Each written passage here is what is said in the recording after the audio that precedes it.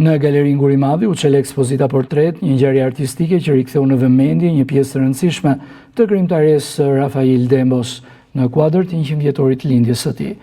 Ekspozita solli për publikun punime përfaqësuese të një prej piktorëve më të njohur korçar, i vlerësuar me titullin piktor i merituar, duke dëshmuar mjeshtërinë e tij të spikatur dhe kontributin e vyer në artin pamor shqiptar. Me këtë rast, kryetari i Këshillit të Qarkut Petrika Tollkuçi, në emër të institucionit që ai përfaqëson, ju dorëzoi familjarëve të artistit një certifikat vlerësimi me motivacionin në nderim të figurës së shquar artistike të piktorit Rafail Dembo për mjeshtërinë e spikatur dhe kontributin e vyer në pasurimin e artit pamor, duke u zhndëruar një burim frymëzimi dhe referenca për breza të tërë artistësh.